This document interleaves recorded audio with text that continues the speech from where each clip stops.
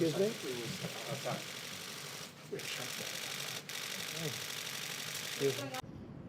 At approximately 5:53 p.m. today, a 51-year-old male approached a Secret Service Uniform Division officer who was standing his post at 17th Street and Pennsylvania Avenue Northwest, near the White House complex.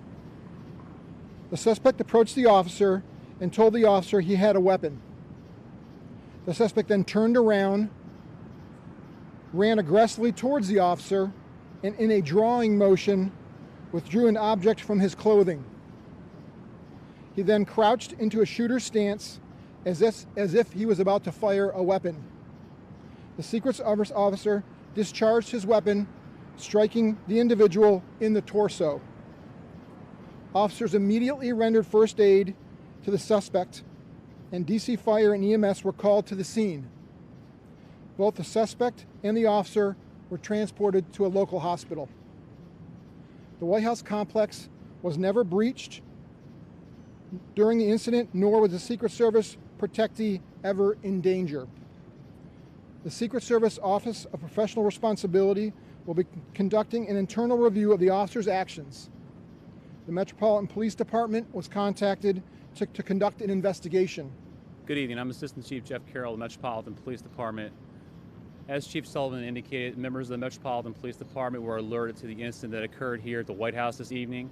Members from our 2nd District and our Special Operations Division responded to provide assistance to the Uniform Division Secret Service, as well as members from our Internal Affairs Division and our Criminal Investigations Division. At this time, members of the MPD Criminal Investigations Division are assisting with the ongoing investigation of the incident that occurred here at the White House. Additionally, members of the Internal Affairs Division are assisting the Office of Professional Responsibility of the Uniform Division Secret Service with their investigation as well. At this point, the Metropolitan Police Department is in a supporting role of the United States Secret Service, and any other questions we can refer back to Chief Sullivan and the Secret Service. I noticed a man named John Roberts, who you know very well. Yes. He reported that he heard shots. He was outside and he heard 2 shots. I heard.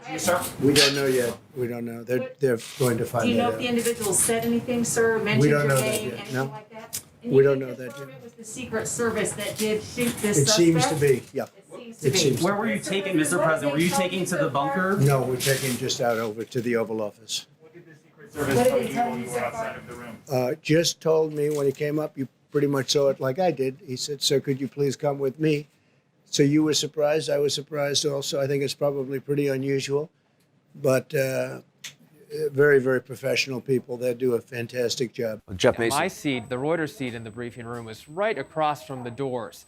And I looked over and saw that a Secret Service agent had locked the door, which is very unusual, obviously. And then shortly after that, you saw the agent come up, or a separate agent come up to the president and interrupt him. He had been briefing for all of maybe 2 or 3 minutes, and obviously seemed a little startled that the Secret Service agent would interrupt him while he's talking to journalists, and then walked out with him in the doors sort of right behind here. He went into the Oval Office, stayed for a few minutes, and then came back and continued the briefing. And at that point, he actually seemed to enjoy sort of the live drama of it, and told us what had happened, at least what he had been briefed on, that someone had been shot outside the White House grounds, but that person had been taken to the hospital. I mean, it seems like there was a big response from security forces on the grounds at the White House. What is the protocol when something like this happens? Well, number one, they sort of put everyone on lockdown. And so the reporters here had to stay inside the briefing room. Others inside the White House complex, I'm sure, would have had to stay where they were and were not allowed to leave. I didn't get a good look outside of what was happening, so I can't really tell you in terms of the response there. But I can tell you that the Secret Service issued a statement saying that there had been an officer-involved shooting at the corner at Pennsylvania Avenue and 17th.